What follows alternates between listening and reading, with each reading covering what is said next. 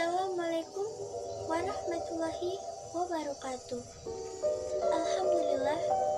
Alhamdulillahirabbil alamin. Wassalatu wassalamu ala asrofil anbiya'i wal mursalin wa ala alihi washabihi ajmain. Amma ba'du. Pertama-tama, marilah kita panjatkan puja dan puji syukur atas kehadirat Allah Subhanahu wa taala yang telah melimpahkan rahmatnya kepada kita semua. Yang kedua, selawat serta salam senantiasa kita aturkan kepada uswatun hasanah kita, Nabi Agung Muhammad Sallallahu Alaihi Wasallam, yang kita tunggu-tunggu syafaatnya di yaumul akhir nanti. Amin Allahumma amin. Sebelumnya, izinkan saya memperkenalkan diri. Nama saya Hani Khodriyah dengan nomor NIM 2012111097 dari kelas 2C Program Studi Komunikasi dan Penyiaran Islam Fakultas Usuluddin dan Dakwah. Di video kali ini, saya akan menyampaikan materi hadis dengan tema keimanan harus melahirkan kepekaan terhadap lingkungan sosial.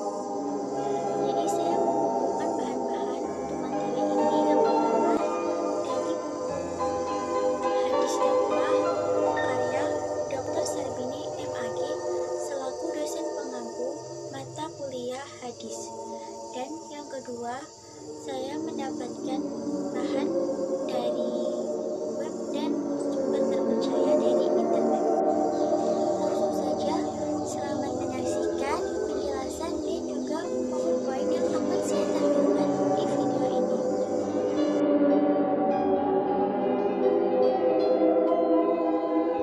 Pendahuluan. Akhir-akhir ini zaman semakin mengkhawatirkan sehingga menimbulkan dampak di berbagai bidang, di mana dampak ini berpengaruh pada pola pikir dan pola tindak manusia. Kini pola pikir dan pola tindak manusia mengalami perubahan yang sangat memprihatinkan. Dahulu, kehidupan bermasyarakat manusia sangat menjunjung tinggi norma dan adat istiadat, seperti menghormati satu sama lain dan bertoleransi terhadap sesama. Namun kini seolah luntur perlahan-lahan seiring dinamika waktu. Selain itu, dampak perubahan zaman ini juga berpengaruh pada pola pikir dan pola tindak lainnya, yaitu kepekaan sosial yang dimiliki oleh setiap orang. Menilik pada kepekaan sosial, ini sangatlah penting dalam kehidupan manusia. Karena dengan adanya kepekaan ini, mereka dapat tanggap dan tahu benar dengan apa yang terjadi di lingkungan sekitarnya. Di samping itu, ini dapat mempererat hubungan sosial antar sesama, semisal gotong royong yang dilakukan warga dalam bekerja bakti, yang mana menunjukkan rasa kepedulian, yaitu hasil dari rasa peka terhadap lingkungan untuk saling membantu. Namun kepekaan sosial kini semakin memudar seiring perubahan zaman. Indikasi melemahnya kepekaan sosial di masyarakat misalnya dalam kehidupan sehari-hari di dalam bus, di mana ada seorang lanjut usia atau wanita hamil berdiri berdesakan dengan penumpang yang lainnya. Sementara yang muda dengan enaknya duduk tanpa peduli terhadap orang tua atau wanita hamil tersebut. Atau misalnya, sering terlihat korban kecelakaan hanya menjadi tontonan di mana hanya sedikit dari masyarakat yang langsung memberikan pertolongan, dan mereka hanya berkerumun menyaksikan korban yang mengerang kesakitan atau bahkan tidak sadarkan diri. Fenomena-fenomena ini yang mengisyaratkan melemahnya kepekaan sosial individu yang ada dalam masyarakat. Kejadian-kejadian tersebut menimbulkan pertanyaan, bagaimana peran pendidikan dalam menumbuhkan kepekaan sosial terhadap peserta didik maupun masyarakat umum dan bangsa. Padahal dari kalangan anak inilah diharapkan banyak perubahan positif yang terjadi dari hasil pengamatan di lingkungan mereka. Ruang lingkup kepedulian sosial. Yang pertama, ada kepedulian terhadap keluarga. Setiap orang memiliki peran dan tanggung jawab masing-masing dalam kehidupan keluarga. Misalnya, peran dan tanggung jawab sebagai ayah, ibu, dan anak. Kepedulian sosial seseorang hendaknya dimulai dari ruang lingkup keluarga sebelum keluar ke ruang lingkup yang lebih luas. Ayah dan ibu atau suami dan istri masing-masing memiliki kewajiban untuk saling peduli sesuai dengan kapasitas dan peran mereka. Kedua orang tua harus memiliki kepedulian terhadap pengasuhan dan pendidikan anak-anak mereka, dan anak-anak juga harus memiliki rasa peduli terhadap perhatian orang tua mereka. Yang kedua, kepedulian terhadap tetangga. Yang dimaksud tetangga adalah tetangga dekat atau yang masih ada pertalian kerabat maupun tetangga jauh atau yang tidak ada hubungan nasab atau tidak seagama. Adalah penghuni yang tinggal di sekeliling rumah seseorang sejak dari rumah yang pertama hingga rumah yang ke-40. Yang ketiga, kepedulian terhadap masyarakat. Allah Subhanahu wa Ta'ala memerintahkan manusia untuk bertakwa kepadanya. Dialah yang telah menciptakan manusia berpasang-pasangan yang terdiri dari laki-laki dan perempuan. Dari kedua jenis ini kemudian lahir keturunan manusia yang tidak terhitung banyaknya. Dan yang keempat, kepedulian terhadap lingkungan. Itulah sebabnya Nabi Shallallahu Alaihi Wasallam mengajarkan umatnya untuk menempatkan seluruh makhluk Allah selain manusia pada tataran persamaan, yaitu sama-sama makhluk ciptaan Allah. Teks hadis. Hadatsana Qutaibah bin Sa'id.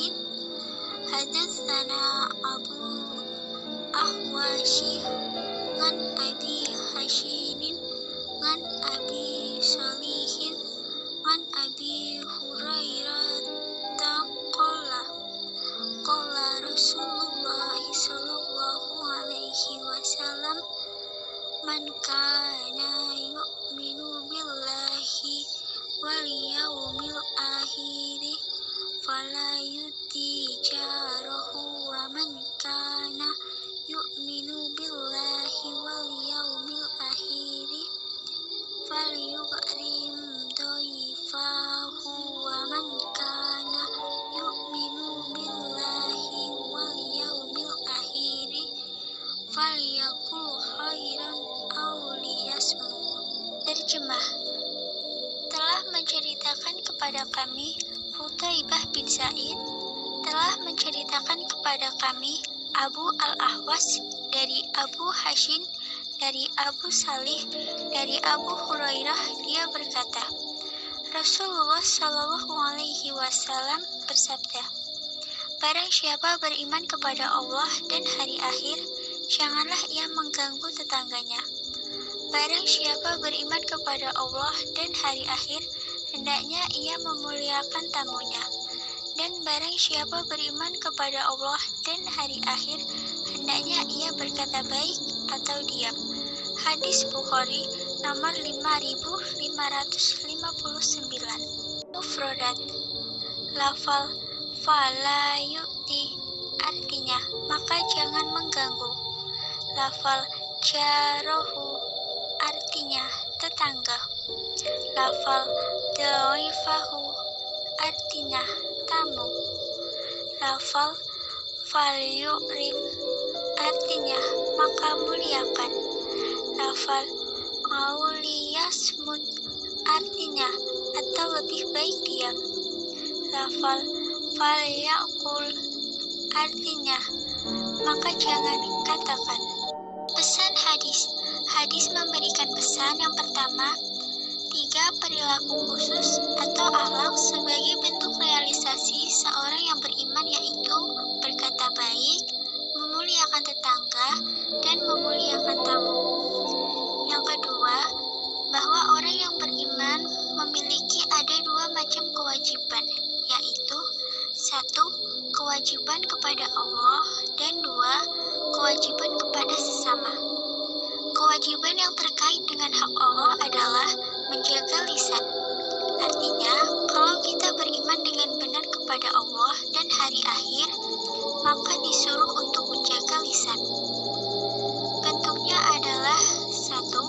Berkata yang baik, atau jika tidak bisa, 2. Diperintahkan untuk diam.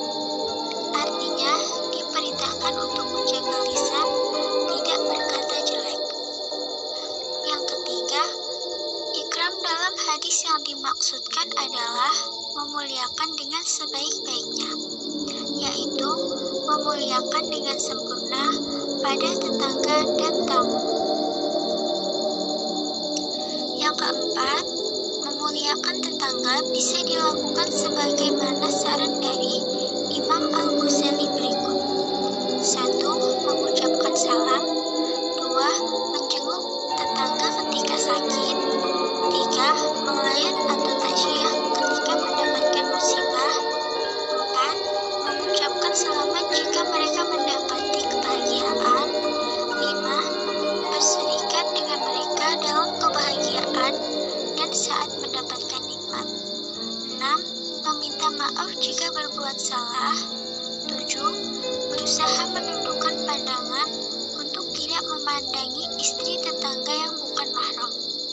8. Menjaga rumah tetangga jika ia pergi. 9. Berusaha bersikap baik dan lemah lembut pada anak tetangga.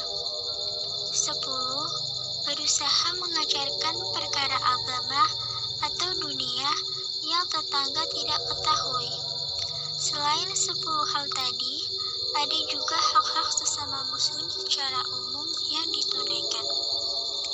Dan yang kelima, hadis ini merupakan barometer keimanan setiap muslim dan merupakan pedoman dan prinsip yang seharusnya dipegangi oleh setiap muslim dalam bergaul dan bermasyarakat. Analisis hadis. Untuk memahami kelima hadis dalam konteks keimanan sebagai landasan aktivitas dakwah, dapat dibaca melalui dua pendekatan, yaitu pendekatan historis dan ideologis. Dalam pendekatan historis, ditemukan fakta bahwa hadis yang pertama tentang definisi, unsur-unsur atau kategori iman, Islam, ihsan, dan hari kiamat, langsung Rasul sendiri yang menjelaskan di bawah bimbingan malaikat Jibril. Dan apa yang dilakukan Jibril bisa juga dibaca sebagai proses transfer pengetahuan tentang persoalan-persoalan keimanan, keislaman, dan keihsanan. Dalam pendekatan ideologis, perlu diungkap pandangan Ibnu Taimiyah tentang keimanan. Beliau menyatakan bahwa sesungguhnya beriman dengan wajibnya kewajiban-kewajiban yang telah jelas dan diketahui oleh setiap orang, dan diharamkannya hal-hal yang diharamkan yang telah jelas dan diketahui oleh setiap orang adalah salah satu prinsip keimanan yang paling agung dan salah satu dari kaidah-kaidah agama Islam, dan orang yang mengingkarinya telah disepakati akan kekafirannya. Oleh karena keimanan seseorang memiliki konsekuensi, meninggalkan maksiat seperti zina, mencuri, merampas, saling mencintai sesama muslim seperti peduli dengan mengajak kebaikan melalui aktivitas dakwah, menciptakan lingkungan masyarakat yang harmonis. Dalam merealisasikan keimanan secara ideologis, diwujudkan dalam bentuk dakwah sebagai bukti iman dan kesungguhan kita dalam berislam dan berihsan. Ketiganya saling keterkaitan. Apabila kita mengaku beriman, berislam, dan berihsan, maka berdakwah adalah bagian dari ibadah atau sifat-sifat ihsan. Jika sudah merasa maksimal dalam beribadah namun masih enggan untuk berdakwah, periksalah kembali adakah yang salah dalam ibadah, karena sejatinya seseorang yang telah benar dalam beribadah, ia yakin dengan jalan dakwahnya meskipun ia tahu resiko besar akan dihadapinya. Jalan rumit harus dilaluinya, halangan rintangan akan ditemuinya, tapi nyatanya kepercayaan tentang negeri akhirat dan balasan dari Allah Subhanahu wa Ta'ala membuat dirinya tak ragu memilih jalan dakwah.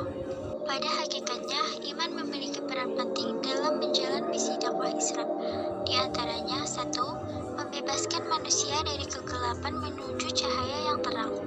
Maksudnya, mengeluarkan manusia dari situasi kekafiran kepada cahaya ketuhanan, menandai terutusnya Rasul-Rasul Allah. Di saat syariat agama yang dibawa oleh seorang Rasul, karena perjalanan waktu mulai redup dan umat mulai terperosok ke dalam kegelapan seperti zina, mencuri, dan merampas, maka Allah mengutus Rasul yang baru untuk membawa mereka kepada cahaya ketuhanan. Yang kedua, menegakkan agama Allah dalam kehidupan. Oleh karena dakwah mendorong orang agar beriman dengan sebenar-benarnya, ciri-ciri orang beriman seperti ini antara lain memiliki kepedulian kepada sesama. Yang ketiga, menegakkan fitrah insaniyah. Kemampuan intuitif untuk membedakan antara yang benar dan yang salah, yang hak dengan yang batil. Yang keempat, memproporsikan tugas ibadah. Artinya orang beriman selalu mendapat petunjuk dari Tuhan. Orang kafir yang hati, telinga, dan matanya tertutup. Yang kelima, meneruskan tugas kenabian dan kerasulan. Yang keenam, memelihara agama, jiwa, akal, generasi, dan kualitas hidup. Orang beriman diminta untuk masuk ke dalam keislaman secara totalitas, dalam artian melaksanakan seluruh ajaran Islam. Yang ketujuh, perjuangan menanamkan ilham takwa atas ilham fujur. Realisasi iman dalam mengemban tugas suci dalam bentuk berdakwah diarahkan sesuai dengan petunjuk Al-Quran. Hal ini dimaksudkan agar dakwah tetap berjalan sesuai yang dirumuskan Al-Quran dan Sunnah. Rumusan dakwah tersebut ditentukan oleh Tuhan yang mewajibkan dakwah itu sendiri. Tugas orang yang beriman dalam dakwah adalah menyesuaikan dan mengarahkan dakwahnya pada tujuan yang dimaksud.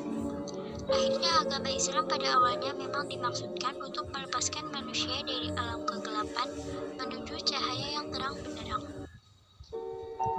Tujuan ini akan tercapai bila mana manusia mengenal Tuhan, penciptanya, dan bagaimana mereka bersikap dan berbuat kepadanya. Iman yang benar adalah upaya dakwah yang terrefleksi dalam ibadah dan akhlak. Dakwah yang berhasil dan mampu mengantarkan manusia menemukan fitrahnya, mendorong tercapainya manusia paripurna, yaitu terwujudnya insan-insan yang bertakwa.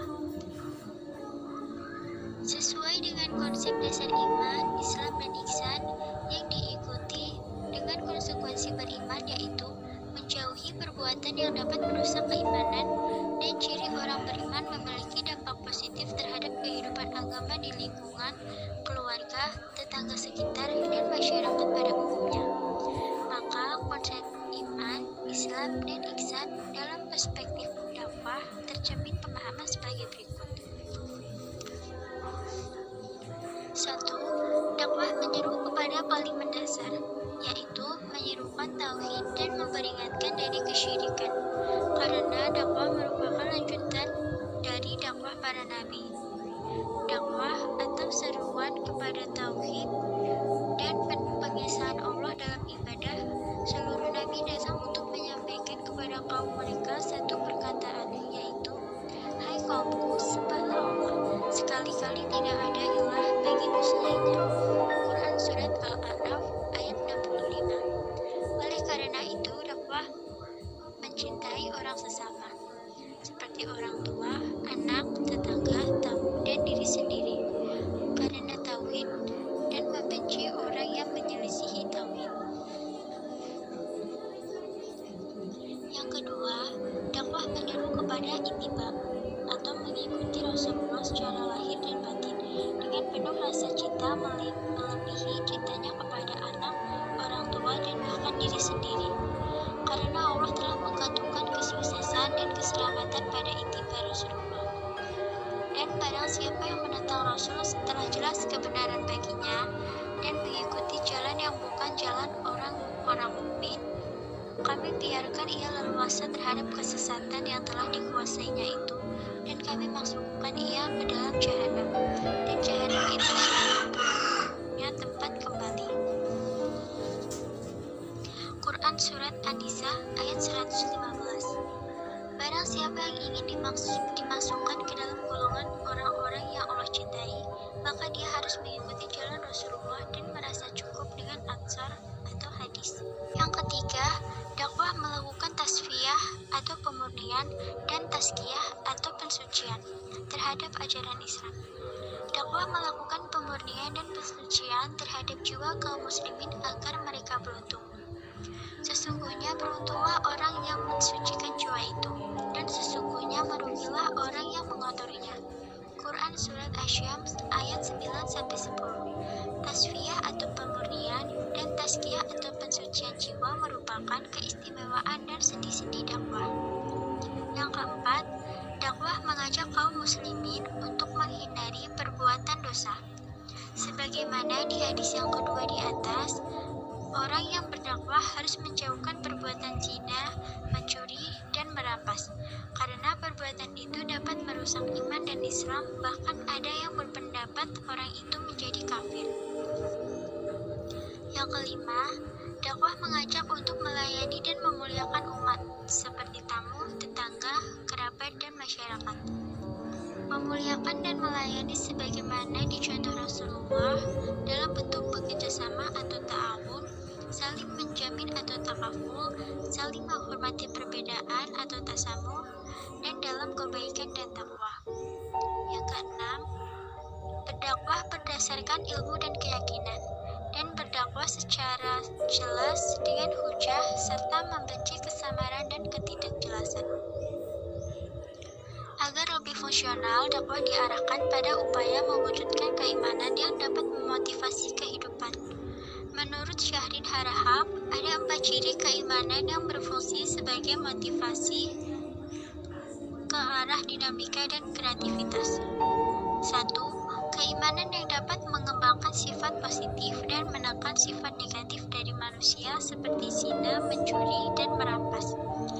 Kedua, keimanan yang mempunyai daya tahan terhadap guncangan perubahan.